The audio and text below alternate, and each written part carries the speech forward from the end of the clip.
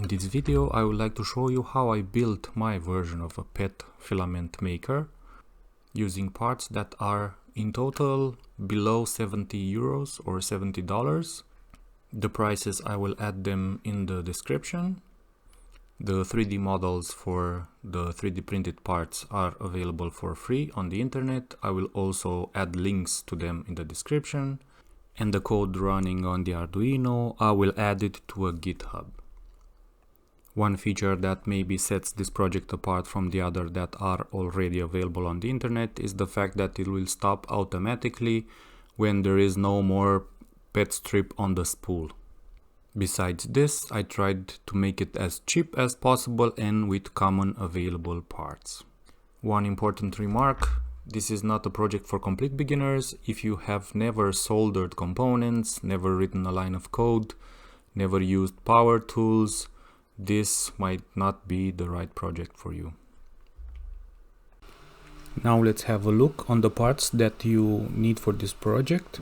First of all, you will need some kind of support. I'll show you the size of what I used, but the exact size can vary. You will see at the end of the project how all the parts fit and get an idea what you need to use.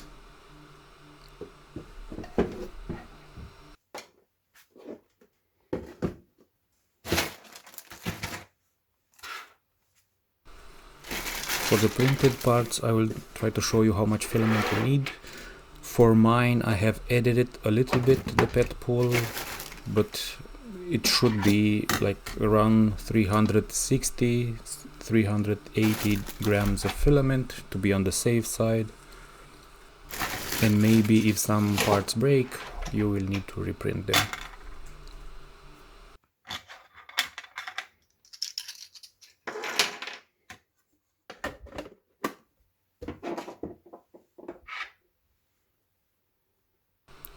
For ball bearings, you will need 6 to 5 ball bearings, and you will need at minimum 6 of them.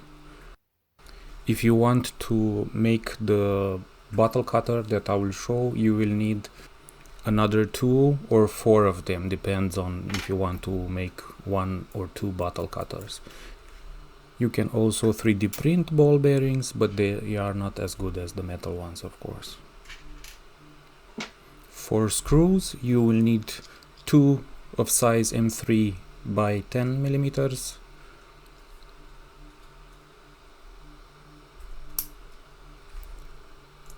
Six screws with the size of M3 by 16 or by 14. I'm showing here 12, but actually they are too short for what we need them.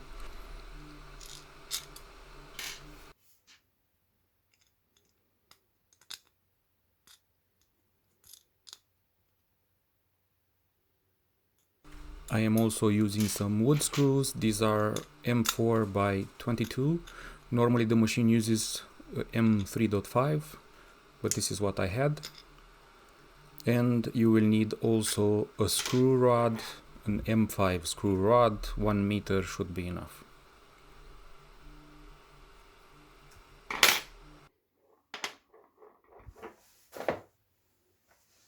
You will also need to cut the screw rod into smaller pieces.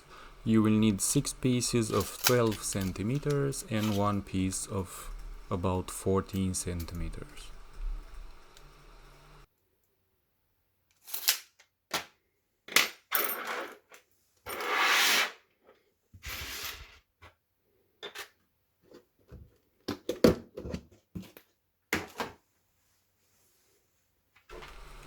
To pull the filament through the machine, I have used the NEMA 17 motor and a A49A8 driver.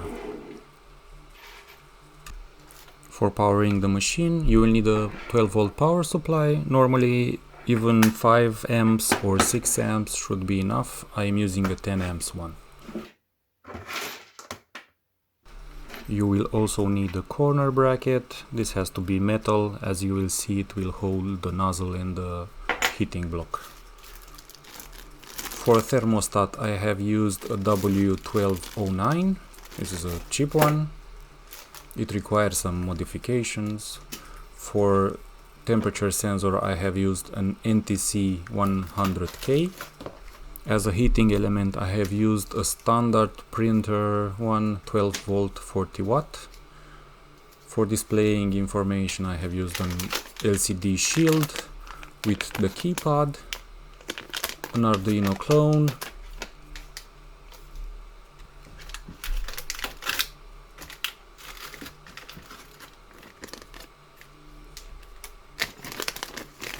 a prototyping board,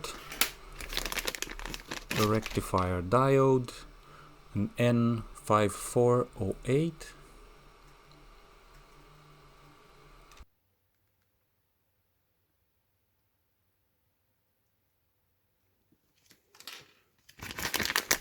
a standard MK8 heating block,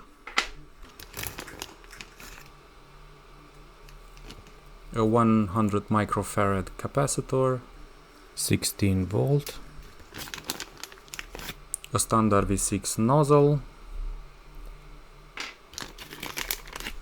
a switch that I did not use in the project, a 5 volt relay,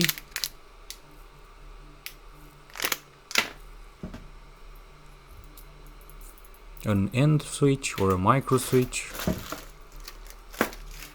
cables, lots of them, pin strips and socket strips, one of each should be enough, and it depends on how you will make the PCB. Some 3D printed standoffs,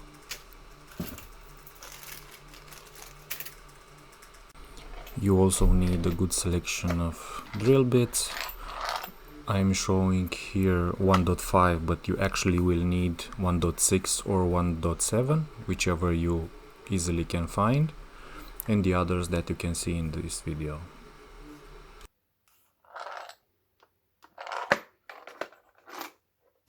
I also have this kind of tool, not sure what's the name of it, it's not mandatory to have it. You can use instead of it a bigger drill bit. A solder iron, solder of course, and a drill. Let's start with building the pet pool. It is not as easy as it may seem.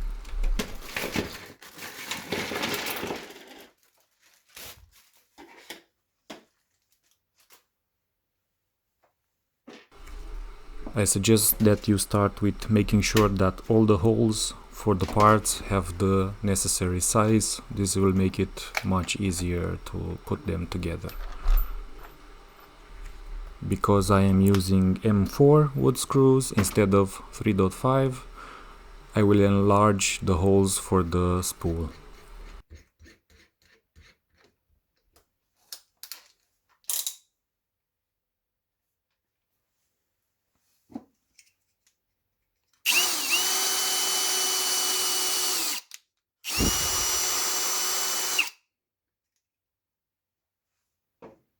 For the other parts, I already did this operation, but you will basically need a 5 drill bit and a 3 drill bit.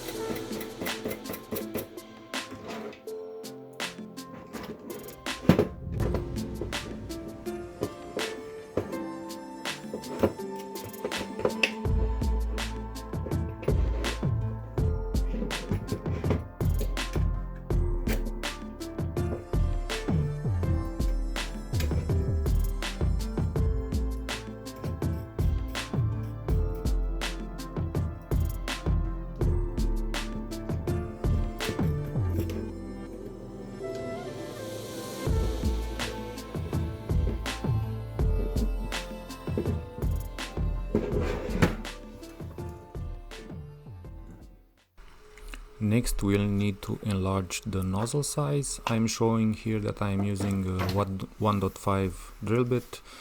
I ended up using a 1.6 drill bit.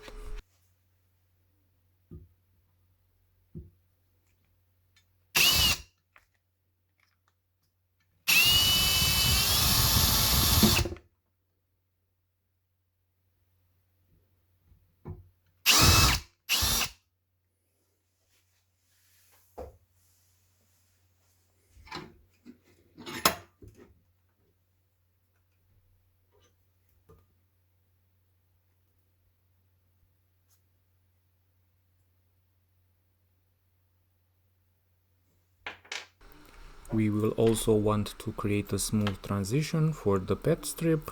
For this you can either use big drill bits as I'm showing here, or if you have one of these tools you can use what I used.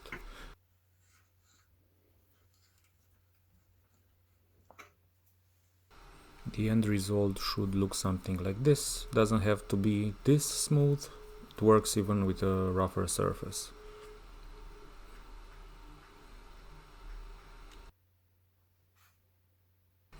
To be able to use this sensor you will have to shift the range that it can measure, and because it can measure only up to 110 degrees we will need to measure actually 210 degrees, round about that. So we will have to add the diode in series on one of the wires for the sensors. It does not matter the wire, but it does matter which polarity you use. You can test this by trying out different configurations. If the diode is connected incorrectly, you will get a triple L on the display, as when you remove the sensor. I will move the diode to the other wire of the sensor and you will see that it still functions correctly, but take care of the polarity of the diode. To set up the thermostat for filament making, you will need to set a temperature of 77 to 79 degrees with a hysteresis of 0.5, 0.1. Please refer to the manual how to do that. And keep in mind that the temperature is actually about 200 degrees. So the build is finished. The wiring still needs some tidying up. Beside the electronic connections, I have added some lock nuts on the screw rods. Highly recommended. The normal nuts will drop off after a while. I have added the steel wire with a loop at the end and an M5 standoff nut. This will make it very easy to grab the filament and roll it on the spool. I have added the switch. The switch has a custom part here. It's specific for the height of the bracket, the corner metal part that I used. If you have a different switch or a different corner bracket, you will need a different custom part, so you'll have to design it yourself. I also have a specific top part for the switch, which will make sure that the filament goes exactly on the switch and keeps it closed while pulling the filament. This is also a custom part and preferably made of PET, because it's here the filament will be quite hot. Also make sure that you have some distance between the switch and the nozzle, because again the filament will come really hot from the nozzle. For the nozzle, I had to increase the size, so right now it's a 175 width nozzle. I think you can get away with 1.6. It depends a lot on the width of the PET strip. I use this design for cutting the bottles. This is an 8 millimeter, I don't know if you can see, an 8 millimeter width for the PET strip. This is a really nice design. I have tried many versions with blade cutters, with pencil sharpener cutters. None work as good as this one. This comes from a bigger assembly. It is free for download. I will link it down below. But I just kept this part plus the ball bearings, and I just used some steel rod that I had available. Also, the bearings are the same size as the one used on pet pole, so 625.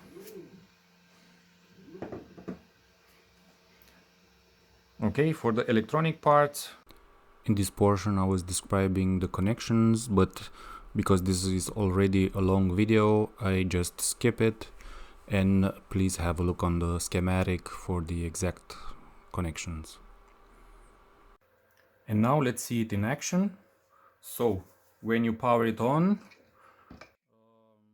so I will just prepare, you have to disengage the motor, of course. I will just drag the steel wire beneath all the gears and prepare it like this, so it is at a good distance from the switch. I will take off the top of the switch. Now we can go into heating mode. Normally it should remember your last state. So if you switch it off and you switch it on, okay, now it didn't remember, so you have to turn on the heating. So we hold set and we go into P0, and we click one more time set. We are offered the possibility to choose between heating and cooling. Now it will be cooling. We wait. It will display after a while, start displaying the temperature, and we want to wait until the temperature goes to about 77, 80 degrees. This is the right length. This holds a 2-liter water bottle strip, nice and tidy. Some bottles, depending on their shape or on their thickness, might fit more snugly on this spool, but this one is somewhere in between. When you start the device, it will start in state startup, and it will display what default speed it's using. Now, to be able to drag the filament beneath the big spool, I am using a negative speed. But you can play around in the code and choose what's right for you. I'm using -1000. This is actually not -1000 RPM because of the micro switching. So this is what value I give to the variable passed into the set speed function.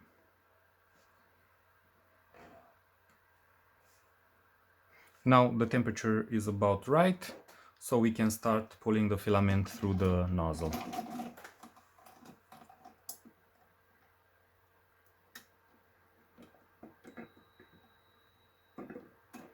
Depending on the width, on the thickness of the bottle, it might be harder or easier to pull the filament. This one, because it's not so thick, it should be easier. It can be easier than this, but you have to be patient. It will require some force to drag the filament.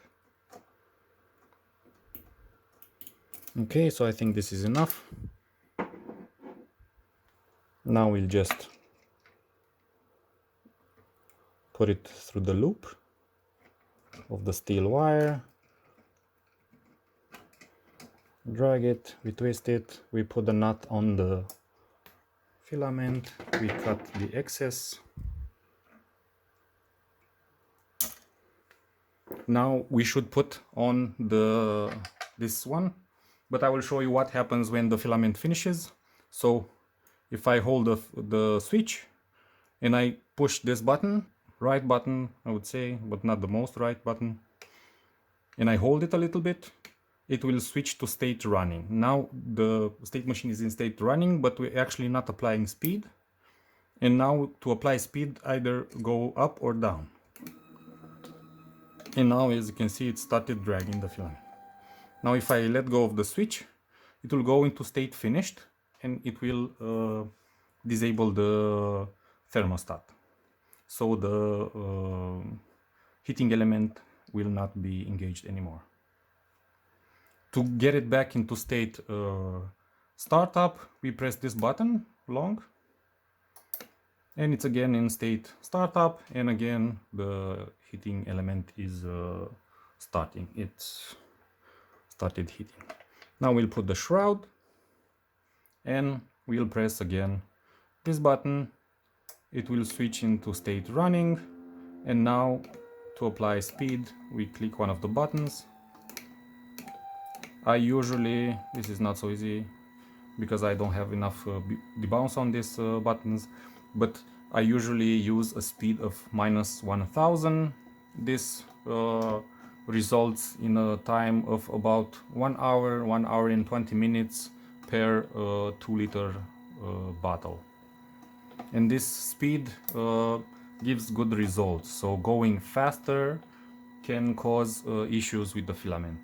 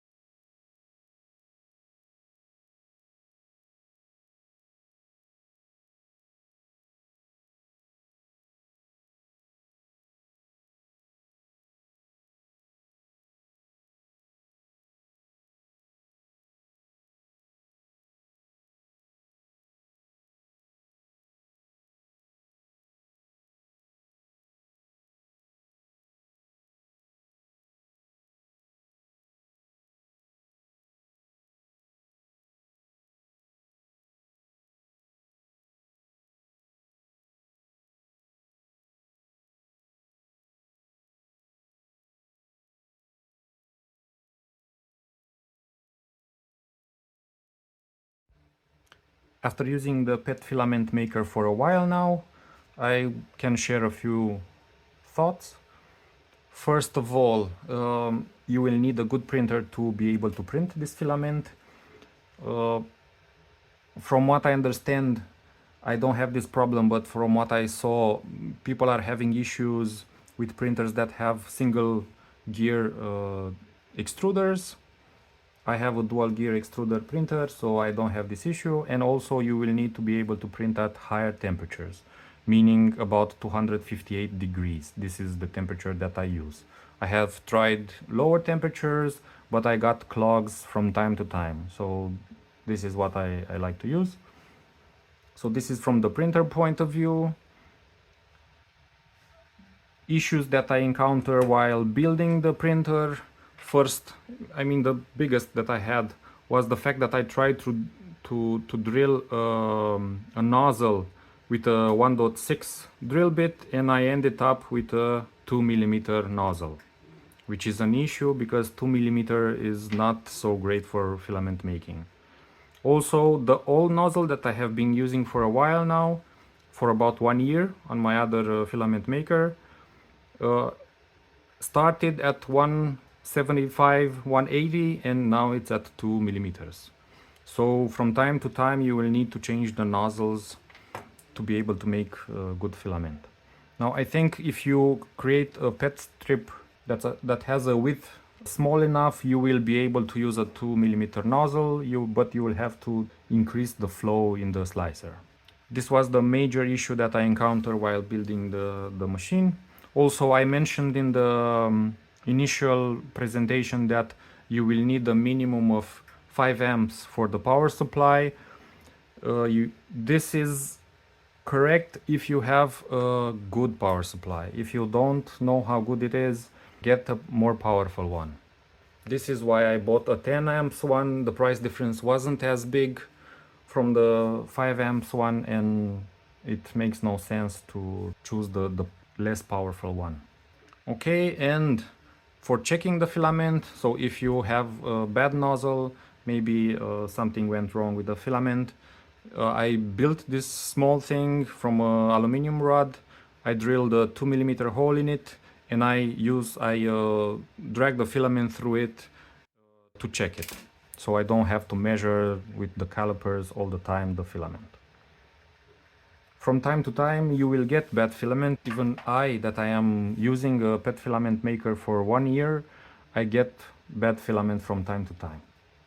But overall is worth it making filament. To tell you a little bit about the power usage and how many grams of filament you can make. Normally, when using the filament maker, it consumes about 40 watts of power per hour. And it takes about 1 hour, 1 hour and 10 minutes to make, to transform a 2-liter water bottle into filament. And for that you get about 26 grams of filament, roughly. You can get less from thinner bottles, you can get more from thicker bottles. Now this filament can be used to print many things. It does not print as pretty as PLA, but as you can see, this is printed in vase mode. It has no cracks. It's, I would say, perfect. Also, you can print larger things. This is printed piece by piece, like the hands and feet are printed separately, but it turned out pretty nice. I'm happy with it. You can also print functional parts. And also minis if you like to print. And also more functional parts. So for me personally, it's worth it. This is all I wanted to talk about. If you have questions related to the project, please ask them in the comment section below. Thank you for watching.